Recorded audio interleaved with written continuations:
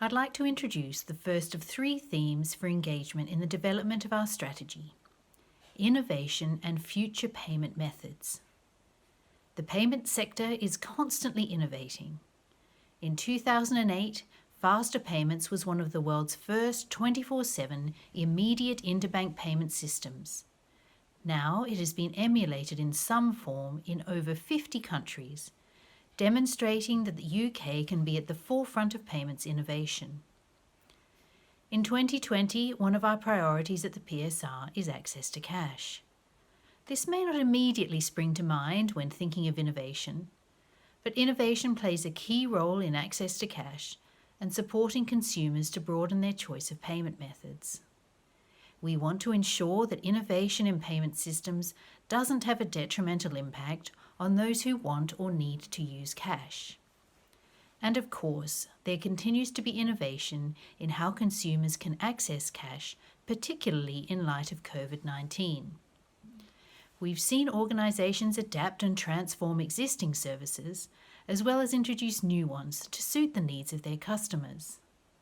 Some banks have begun offering a delivery service to their vulnerable customers who are self-isolating or unable to access cash. And some have introduced connected or companion cards, allowing people to have a trusted person purchase essentials on their behalf. On top of these innovative solutions to protected access to cash, more broadly, we're seeing industry working to ensure access to cash is maintained alongside digital solutions so that all consumers can make payments in ways that work for them. Recently, we saw a pledge from some organisations to support Link in maintaining the availability of free-to-use ATMs despite the drop in demand. And we've also seen an increase in the contactless payment limit from £30 to £45 from the 1st of April, something brought forward as part of the industry's response to COVID-19. All of these measures provide new services or innovative use of existing ones, which allow vulnerable consumers access to cash while maintaining their health and the security of their bank accounts. Once this crisis is over, people will still want and need to use cash. In the meantime, we'll keep working to protect access to it. Now more than ever, payment systems must work in the interests of people who rely on them. At the PSR, we want to work with industry to meet the future needs of the UK's increasingly digital economy.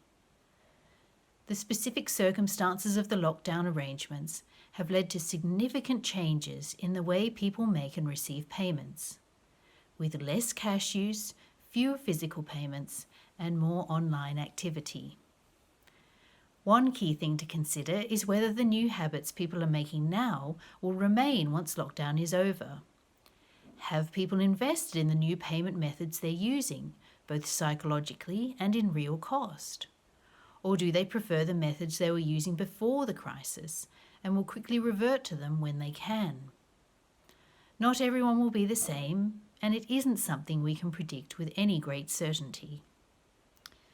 As a regulator, we need to look beyond lockdown, ensuring we have a good framework for addressing these issues as they come, and that our work streams consider the impact of these trends.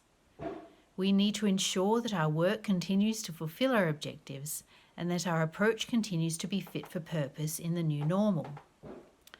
Ultimately, we want to see a payment industry which is agile and innovative so that consumers can access the payment methods that work for them, not least during this time of big economic change.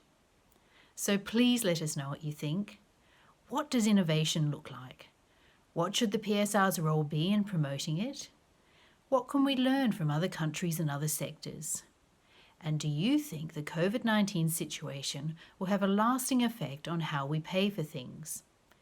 Add a comment, send us an email, a letter, or a link to something you've already published. We want to spark a conversation, and every viewpoint matters as we develop our strategy for the future.